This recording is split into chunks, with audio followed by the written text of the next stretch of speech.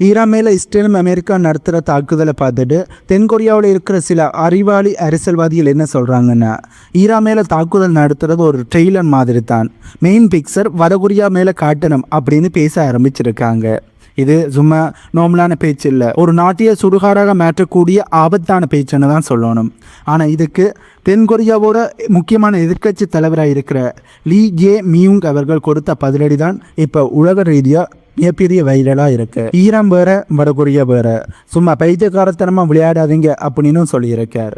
ஆகவே அமெரிக்காவுக்கு ஆதரவாக சவுத் கொரியா இருந்தாலும், சவுத் கொரியாவுக்கும் அமெரிக்காவுக்கும் இடையிலான உறவு ஸ்ட்ராங்காக இருந்தாலும், இப்போ அமெரிக்கா தாக்குதலை நடத்த மாதிரி சவுத் கொரியா நார்த் கொரியாவுக்கு எதிரான தாக்குதலை நடத்தினால் எப்படியான விளைவுகள் ஏற்படும், அப்படி தாக்குதலை நடத்துவார்களா, இதை பற்றி தான் இந்த வீடியோவில் நாங்கள் தெளிவாக பார்க்க போகிறோம். வீடியோக்குள்ளே போகிறதுக்கு முன்னே நம்ம சேனலை சப்ஸ்கிரைப் பண்ணி பக்கத்துக்கு பெல் ஐக்கானை கிளிக் பண்ணி வைங்க. அப்போ தான் நான் வரக்கூடிய வீடியோஸை நீங்கள் உடனுக்குடன் பார்க்க முடியும். வாங்க போய் வீடியோக்குள்ளே போகலாம். நிறைய பேர் கேட்குற கேள்வி என்னென்னா, ஈரான் மேலே அமெரிக்காவாலையும் இஸ்ரேலாலையும் ஒரு தாக்குதலை, அதாவது ஸ்ட்ரைக்கை பண்ண முடியுதுன்னா ஏன் வடகொரியா மேலே செய்ய முடியாது அப்படிங்கிறது தான். இதை பேசுகிறவங்க ஒரு விஷயத்தை மறந்துட்டு பேசுகிறாங்க. வடகொரியா ஒரு ஈஸியான நாடு இல்லை. முதல்ல மப்பை எடுத்து பாருங்க. ஈரானுக்கும் இஸ்ரேலுக்கும் இடையில் கிட்டத்தட்ட 1000 கிலோமீட்டருக்கு மேலே தூரம் இருக்குது. ஒரு மிசைலை லான்ச் பண்ணினால், அதாவது ஒரு நாட்டில் இருந்து ஒரு மிசைலை லான்ச் பண்ணினால் அது வர்றதுக்குள்ளேயே மற்ற நாடு உஷாராகிட முடியும். ஆனால் கொரியாவோட நிலைமை அப்படி இல்லை. தென்கொரியாவோட இதயமாக சொல்லப்படுகின்றார், அதாவது சவுத் கொரியாவோட தலைநகரமாக இருக்கின்ற சியோல் நகரம் வடகொரியாவோட போர்டரில் இருந்து வரும் 30 to 50 கிலோமீட்டர் தூரத்தில் தான் இருக்கு. சுருக்கமாக சொல்லப்போனால் வடகொரியா ஒரு பெரிய மிசைலை அனுப்பணும் என்று கூட அவசியம் இல்லை. அவங்க போர்டரில் அடுக்கி வச்சிருக்கிற சாதாரணமான ஆர்ட்லரி எனப்படும் பீரங்கிகளை துறந்து விட்டாலே, அதாவது அந்த ஆர்ட்லரிகளை பயன்படுத்தி ஆர்ட்லரிகளை லான்ச் பண்ணினாலே போதும், அடுத்த 10 நிமிஷத்தில் சியோல் நகரம் நெருப்பு கடலாக மாறிடும்.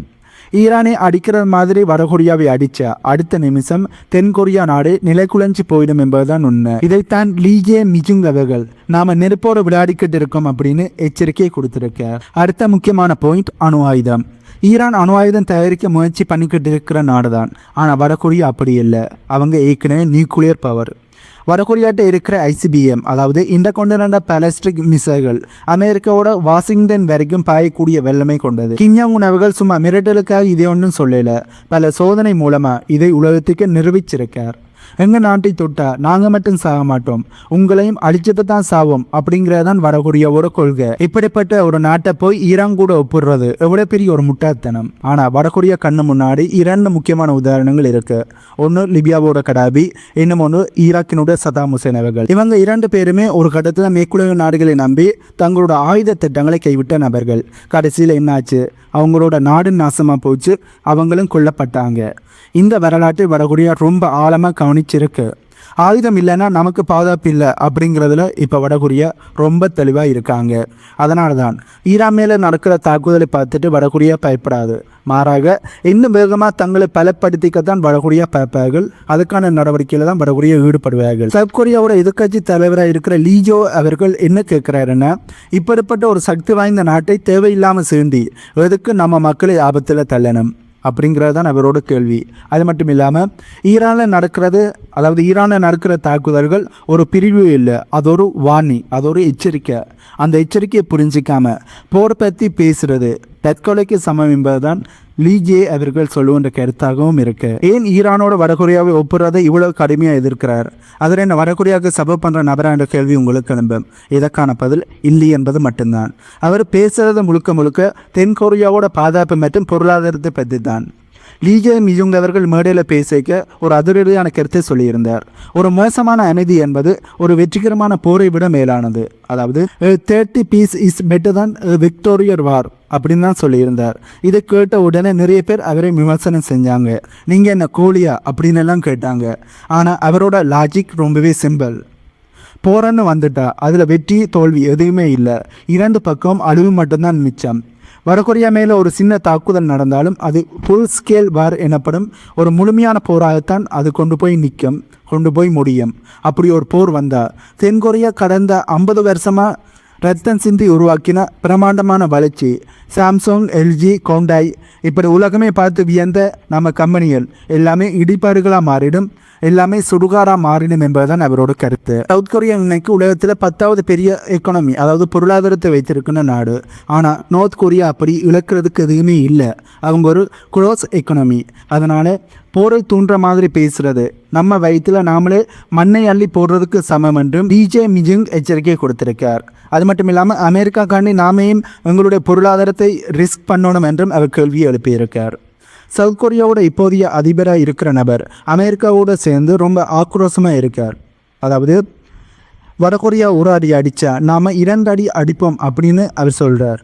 ஆனால் லீஜே அவர்கள் கேட்குற கேள்வி, நாங்கள் என்னத்துக்கு அடிக்கணும், அதாவது வடகொரியா எங்களுக்கு எதிரான தாக்குதலை மேற்கொள்ளாமல் நாங்கள் ஏன் வடகொரியாவை சீண்டணும் என்பதுதான் அவரோட கேள்வி. ஈரானில் நடக்கிற சம்பவங்களை வச்சு நாமளும் வடகொரியாவை இப்படித்தான் பண்ணணும் என்று மிரட்டுறது கிம் ஜாங் உன்னை கோவப்படுத்தி மிசைல்களை தயார் செய்ய அதற்கு உதவி பண்ணுற மாதிரி தான் இருக்கும். இது எங்களுடைய நாட்டுக்கு நாங்களே செய்கிற துரோகம் என்றும் லீஜே மியுங் அவர்கள் ஓப்பனாகவே சொல்லியிருக்கார். ஆகிய லீஜே மிஜுங் அவர்களுக்கு இப்போ வடகொரியாவுக்கு எதிராக போரை ஆரம்பித்தால் அதில் தென்கொரியாவுக்கு தான் மிகப்பெரிய இழப்புகள் ஏற்படும் என்பதை அவர் ஓப்பனாக சொல்கிறது மட்டும் இல்லாமல் அதனை தெளிவாக புரிந்து கொண்டிருக்கார் என்பது தெளிவாக தெரியுது. கடைசியில் லீஜே மியுங் அவர்கள் வைக்கிற பாயிண்ட் மக்களோட உயிர். போரன்னு வந்தால் அரசியல்வாதிகள் பதுங்கக்கூடியில் ஒழிஞ்சுப்பாங்க. ஆனால் போர்டரில் இருக்கிற சாதாரணமான மக்களும் இளைஞர்களும் தான் பலியாவாங்க. ஈரானில் நடக்கிற தாக்குதல்கள், அதாவது இப்போ ஈரானில் அமெரிக்கா மேற்கொள்கின்ற தாக்குதல் மாதிரியே வடகொரியாவில் நடக்குமென்னு சொல்கிறவங்க ஏசி ரூமில் உட்காந்து பேசுவாங்க. நிஜத்தில் போர் நடந்தால் சியோல் தெருக்களில் ரத்தம் ஓடும். சியோல் என்பது சவுத் கொரியாவோட தலைநகரம்.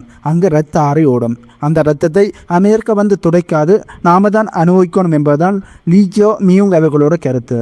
இதனால தான் லீஜோ மியுங் அவர்கள் ஒரு ப்ராக்டிக்கலான தலைவராக நின்று போர் பேச்சை தள்ளி வச்சுட்டு, அதாவது போர் செய்யணும், ஈரானுக்கு ஏற்பட்ட நிலைமை தான் வடகொரியா கேட்பணும் என்று மிரட்டலை கொடுப்பதை அனைத்தையுமே தள்ளி வச்சுட்டு, போரை தள்ளி வச்சுட்டு அமைதி பற்றி பேசணும்னு சொல்கிறார்.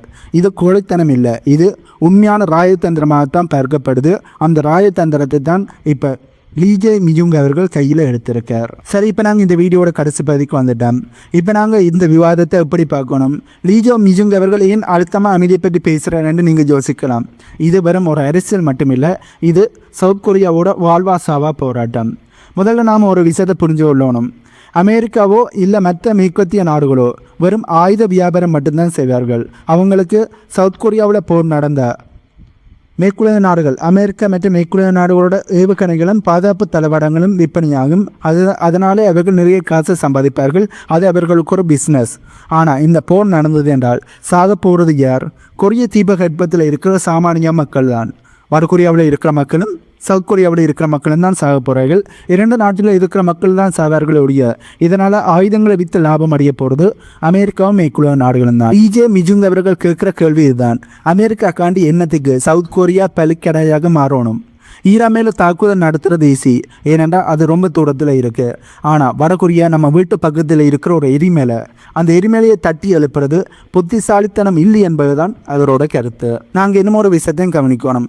கடந்த 70 வருஷமாக சவுத் கொரியா மற்றும் நார்த் கொரியா இந்த 2 நாடுகளுக்கு இடையில் மோதல் போக்குத்தான் இருக்குது. போர் நடந்து யாருக்கு என்ன கிடைச்சது? எதுவுமே இல்லை என்பதுதான் உண்மை. லீஜோ மியுங் அவர்கள் சொல்கிற அந்த கேவலமான அமைதி அப்படிங்கிறது ஆயிரக்கணக்கான உயிர்களை காப்பாற்றுற ஒரு கவசமாகத்தான் பார்க்கப்படுது. சவுத் கொரியா இன்னைக்கு உலக பொருளாதார சக்தியாக இருக்குன்னா அதுக்கு காரணம் சவுத் கொரியாவில் இருக்கிற தற்காலிகமான அமைதி மட்டும்தான். ஏனென்றால் சவுத் கொரியாவுக்கும் வடகொரியாவுக்கும் இடையில் போர் நடந்தது. அந்த போர் இப்போ வரையுமே சீஸ்பயரில் தான் இருக்குது. அதையும் 70 வருஷமாக சீஸ்பயரில் இருக்குது. ஆனால் 2 நாடுகளுமே போர்க்காண்டு தெரிஞ்சு கொண்டிருக்காங்க. முக்கியமாக நார்த் கொரியா எப்படா சவுத் கொரியாவை அடித்து காலி பண்ணலாமன்ற முடிவில் தான் கிம் ஜாங் அவர்கள் ரொம்ப பவர்ஃபுல்லாக மாறிக்கிட்டு இருக்கார். நிறைய ஆயுதங்களையும் சேர்த்து குடோனில் குவிச்சு வச்சுக்கொண்டு இருக்கேன். நார்த் கொரியாவை பற்றி வர்ற செய்திகளும் கிம் ஜாங் அவர்களை பற்றி வர்ற செய்திகளை பார்த்தாலே நமக்கு ஒரு விஷயம் தெரியும். நார்த் கொரியா எப்படி போருக்காண்டி ப்ரிப்பேர் ஆகிறார்கள் என்று. நார்த் கொரியாவை ஒரு எக்கனமி நாடு என்று சொல்வதை விட அதனை ஒரு போருக்காண்டு தயார் நிலையில் இருக்கிற ஒரு போர் ஆயுதங்கள் நிறைஞ்ச நாடுன்னு தான் சொல்லணும். ஏனென்றால் அந்தளவுக்கு ஆயுதங்களை அடுக்கி தள்ளி கொண்டிருக்கிறார்கள், உற்பத்தி செய்து தள்ளி கொண்டிருக்கிறார்கள். நார்த் கொரியா ஒரு ஆயுத குடோன் என்று தான் சொல்லணும். அந்தளவு போர்க்காண்டி தயாராகி கொண்டிருக்கிற நார்த் கொரியாவோட சவுத் கொரியா போருக்கு போனால் அது தற்கொலைக்கு சமம் என்பதுதான் உண்மை. ஈரான் ஒரு பாடம் என்ன, வடகொரியா ஒரு மிகப்பெரிய ஒரு எச்சரிக்கையாக தான் சவுத் கொரியாவுக்கு இருக்குது. அந்த எச்சரிக்கையை சவுத் கொரியா புரிஞ்சு கொண்டு அமைதிக்கு முக்கியத்துவம் கொடுப்பது தான் அவர்களுக்கு நல்லது.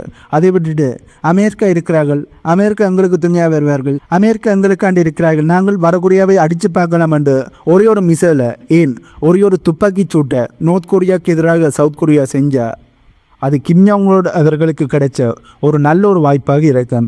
இதனை பயன்படுத்தி நார்த் கொரியா சவுத் கொரியாவை இடம் தெரியாமல் சுடுகாடாக மாற்றுவார்கள் என்பதுதான் உண்மை. ஆகவே அமைதி தான் முக்கியம். அமைதியை பற்றி பேசுவதை விட்டுட்டு ஈரான் மீது நடந்தது ஒரு ட்ரெய்லர் மட்டும்தான். இனி மெயின் பிக்சரு வடகொரியாவில் தான் இருக்குன்னு சவுத் கொரியாவோட அரசியல்வாதிகள் பேசுகிறது மட்டும் கிம் ஜாங் உன் அவர்களுக்கு தெரிஞ்சா இப்போதைக்கு நிலைமை தலைகீழாக மாறிடும். ஏற்கனவே கிம் ஜாங் உன் அவர்கள் தங்கள்கிட்ட இருக்கிற ஆயுதங்களை பயன்படுத்த முடியலை, தங்கள்கிட்ட இருக்கிற விளையாட்டு சாமான்களை பயன்படுத்த முடியலை, யாராவது எனக்கு எதிரான தாக்குதலை செய்யுங்கடா, எனக்கு எதிராக மிசைல்களை லான்ச் பண்ணுங்கடா, என்கிட்ட இருக்கிற விளையாட்டு சாமான்கள் அதாவது ஆயுதங்களை பயன்படுத்தணும்னு சொல்லி கிம் ஜாங் உன் அவர்கள் ஆவலாக இருக்கிற மாதிரி நிறைய மீம்ஸ் வெளியே வருது. இப்படி ஆவலோடு இருக்கிற கிம் ஜாங் உன் அவர்களுக்கு தட்டில் வடையை தூக்கி கொடுத்த மாதிரி சவுத் கொரியா ஒரே ஒரு துப்பாக்கி சூட நார்த் கொரியாவுக்கு எதிராக செஞ்சாலும் அவருக்கு கிம் ஜாங் உன் அவர்களுக்கு இது தட்டில் பாயாசம் ஊற்றிய மாதிரி தான் இருக்கும். ஆகவே அதனை ஒரு வாய்ப்பாக பயன்படுத்தி தன்னிட்ட இருக்கிற அனைத்து ஆயுதத்தையும் சவுத் கொரியாவில் தான் இறக்குவார். அதுக்கு பிறகு சவுத் கொரியா சுடுகாடாகத்தான் இருக்குமே ஒழிய அது ஒரு பொருளாதாரத்தில் 10வது இடத்துல இருக்கிற நாடா அதுக்கு பிறகு இருக்காது என்பதுதான் உண்மை. ஆகவே வரலாற்றில் அதுக்கு பிறகு சவுத் கொரியான்ற ஒரு நாடு சுடுகாடாக இருக்கின்ற வரலாறு தான் எழுதப்படுமே ஒழிய அது மிகப்பெரிய ஒரு பொருளாதார வளமிக்க நாடு என்று எழுதப்படாது. ஆகவே இப்போ சவுத் கொரியாவில் இருக்கிற சில முட்டாள் அரசியல்வாதிகள் நார்த் கொரியாவுக்கு மிரட்டலை கொடுக்குறோம் என்ற பேரில் கிம் ஜாங் உன் அவர்களுக்கு ஒரு பாதியை அமைத்து கொடுக்குறார்கள். இது சவுத் கொரியாவுக்கு நல்லதில்லை. ஆகவே நான் இந்த வீடியோவில் சொல்ல வந்த தகவல்கள் இவ்வளவுதான். இந்த வீடியோ பற்றி நீங்கள் என்ன நினைக்கிறீங்க? இப்போ சவுத் கொரியாவில் இருக்கிற முட்டாள அரசியல்வாதிகள் நார்த் கொரியாவை சீன்றது சரியா? கிம் ஜாங் உன் அவர்கள் இதனை எப்படி பார்ப்பார்? கிம் ஜாங் உன் அவர்கள் இதனை ஒரு வாய்ப்பாக பயன்படுத்தி சவுத் கொரியாவுக்கு எதிரான தாக்குதலை மேற்கொள்வாரா? இதனை பற்றி உங்களுடைய கருத்துக்களை கீழே கமெண்ட்டில் சொல்லுங்கள். ஆகவே இந்த வீடியோவில் நான் சொன்ன தகவல்கள் உங்களுக்கு புதிதாக இருந்திருக்குமென்னு நம்புகிறேன். இந்த தகவல்கள் உங்களுக்கு புதிதாக இருந்தால் இந்த வீடியோக்கு லைக் பண்ணி நம்ம சேனலை சப்ஸ்கிரைப் பண்ணி பக்கத்துக்கு பெல் ஐக்கானை கிளிக் பண்ணி வைங்க. அப்போ தான் நான் போடக்கூடிய வீடியோஸை நீங்கள் உடனுக்குடன் பார்க்க முடியும். இன்னும் ஒரு வீடியோவில் உங்களை மீட் பண்ணுறேன்.